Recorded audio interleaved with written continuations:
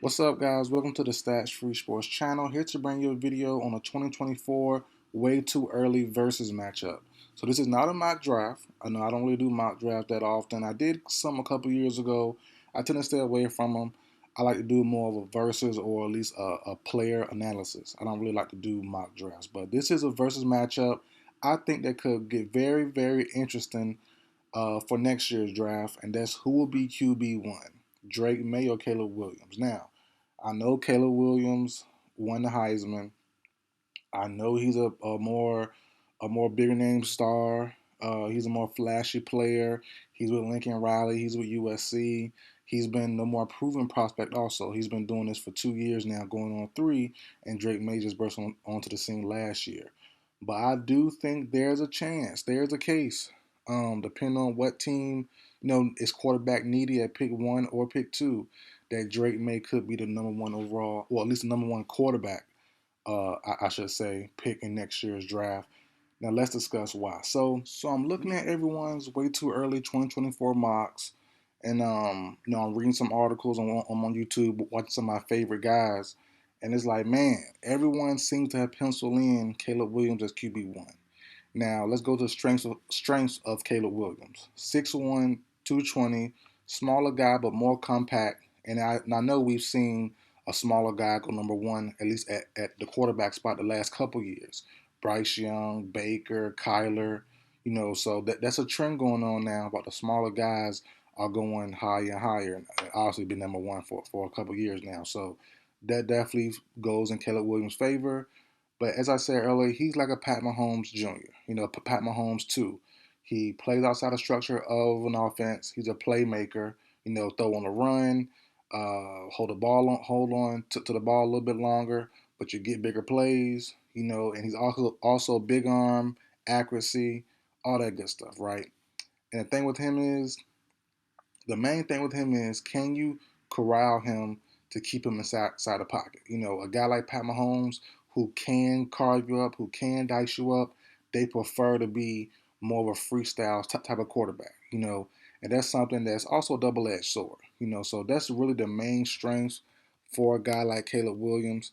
Um, as I said earlier, he's hard to bring down, being so compact, but strong body, strong arm. He routinely broke out of sacks a lot last year, because the O-line for USC was solid. They weren't great, but they were definitely solid. But it was definitely some times where they got back there pretty fast. But, he got a nice strong body, nice strong legs. He broke out of sacks, did a little shake here and there, kept the play going on, and made something spectacular happen. He was a Heisman Trophy winner for a reason. He definitely was, man. So I like him a lot, and he's excels at improvising, same as Pat Mahomes. Right. Now on to some of his weaknesses. Now going to his weaknesses, I said earlier, the double-edged sword of being an improvising quarterback. Sometimes you play outside of structure, you can't see everything. We know at the NFL, at the pro level, everything's faster, everybody's bigger, everybody's stronger, and you can't read everything. Coaches are more uh, defensive defensive coordinators are more tendency based than anything. So when they see you make one mistake in college from years ago, they'll dig it up, they'll find it out, and they'll look and see if you have progressed from that mistake. And sometimes being an improviser is kind of you know your mistakes, but you kind of in the moment you only see what your eyes show you, and sometimes you don't see the full field. And that's something there that's kind of tough. That Pat Mahomes routinely makes it look easy, but it's not easy. That's why it's only one Pat Mahomes. You know what I'm saying? That if everyone could do what he do, everyone could do it, everyone would do it, but they can't. They do it sometimes. Pat Mahomes does it all the time for the most part. We've rarely seen any team really corral Pat Mahomes for a full game and keep him inside the pocket for a full game. As I said earlier, he can dice you up, he can carve you up, but he prefers to hold that ball and make something happen, which could be a downside also, part of a weakness of being an improvising quarterback. Holding the ball too long, especially this year with the USC Trojans losing about three offensive line starters. So we'll see if he had to hold the ball a little bit longer. Does he get the ball out quicker this year? We'll see where that goes with him. Now on to Drake May. 6'5", 200, and he's more of my style quarterback. You sit in the pocket, you play in structure, you get the ball out, Boom. And it's not like Drake May is a statue or anything. Drake May can run. He definitely can move around. And same as Caleb Williams. Hard to bring down, hard to tackle. And but the thing is, Drake May, one of his ultimate strengths I love about him is he played under constant pressure last year. Drake May was like drop back. I think the numbers I saw on PFF. And I hate using numbers. I hate my channel Stat Free Sports. I hate using numbers, but I gotta use them this time to prove my point. But watching film does the same thing. If you don't watch film or haven't seen the highlights, whatever, watching him play. I'm on the East Coast. I'm right around the Carolina area. I watch UNC ball a lot.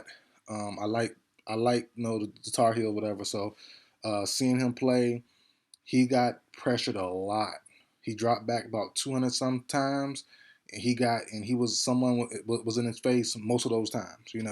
So I'm not PFF, not give you the exact numbers, but he definitely I have the numbers written down, but I'm not gonna do all the deep dive analytic stuff. But he's definitely been pressured a lot, and he gets the ball off pretty fast, pretty accurate, strong arm, good form, good mechanics. You know, and I think he's playing. Or not, I think I know for a fact he's doing more with less. He's giving you the same type of output that Caleb Williams is, and other guys around the college football league is, but he's giving you with less talented players. What I mean, he had Joshua Downs last year, heck of a college football guy, but I don't think he'll be a superstar. Like a potential Jordan Addison. Like some of those guys that the Trojans have. The Trojans had a bunch of good players, good offensive line. The defense was sorry. That's the problem with them, but the offense was good to go. And the same could not be said about the Tar Heels, honestly. But the main weakness I see from Drake May is when he scrambles outside the pocket to try to throw the ball on the run. That's where it actually gets a little dicey, and that's where the Caleb Williams have the major advantage. If you can't keep him in structure, or if you force Drake May out of structure, how is he throwing outside the pocket? That's the thing there. We know for a fact Caleb Williams wants to do that. So once he gets outside and throws on the run, you're going to one of his strengths. So Drake May actually drops a lot when he comes outside the pocket and try to throws there. But outside of that, though, not too many major things. Also, if his first read is taken away, he kind of struggles a little bit too. If footwork kind of gets a little panicky, starts a little. He looks a little nervous in the pocket after the first read is taken away. Takes a little long to really adjust and really to read the field, but he does it. He definitely does it sometimes. But you can see a little bit of bad footwork coming to play, and that's just not nerves, but just trying to figure out, just trying to read. But you want to keep a good base, keep a good structure, so you can get the ball out right. If not, it could be picks, it can be bad plays. So once he figured that out, progress beyond read one, I think Drake May will be fine. Last year was a first year starting, not a big deal. It's not a big deal. But as I said earlier, if you can compare Caleb Williams to Pat Mahomes, I think Drake May is kind of a Justin Herbert, Josh Allen type of guy, somewhere in between. Not quite Herbert, not quite Allen, but somewhere close. He's not a runner like Allen. Don't get me wrong there, but like I said, nice strong arm, good accuracy in the pocket, plays in structure, but not a statue. Just like both of those guys. Both of those guys, obviously we know Allen can run, but Herbert can run also.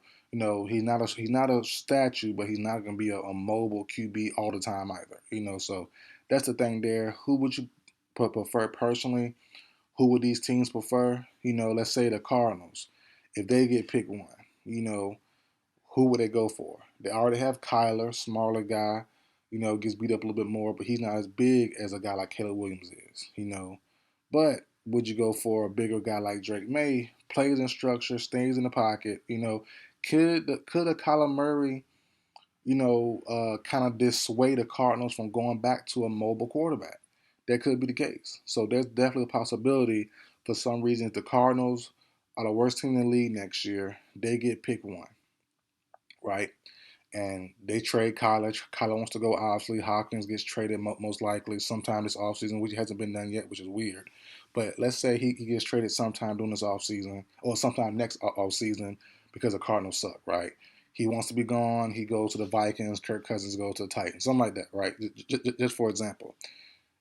Could Caleb Williams not be in consideration strictly because the mobility and the injuries caused from that, from Kyler Murray, could possibly take Caleb Williams out of play?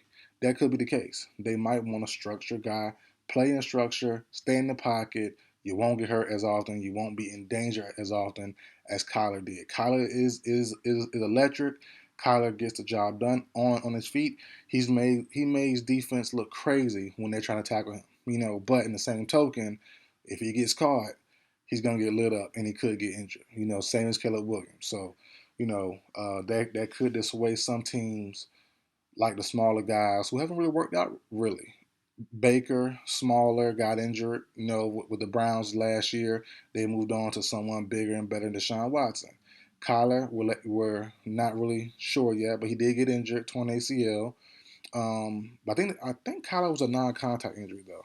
And then you have Bryce Young, who hopefully works out, but if he doesn't, it's even more against, a guy like Caleb Williams, at least if he doesn't work out right away, So we'll see where it goes there. My bet is on Drake May. I will pump the eye. I will put my money on Drake May right now. I think he has a good shot at surpassing Caleb Williams for QB1 in this year's draft, or next year's draft, excuse me, whenever that goes down next June. Oh, not June, next April. So we'll see where it goes, guys. But that's it for video. Like, share, comment, subscribe. I'll see you guys next time.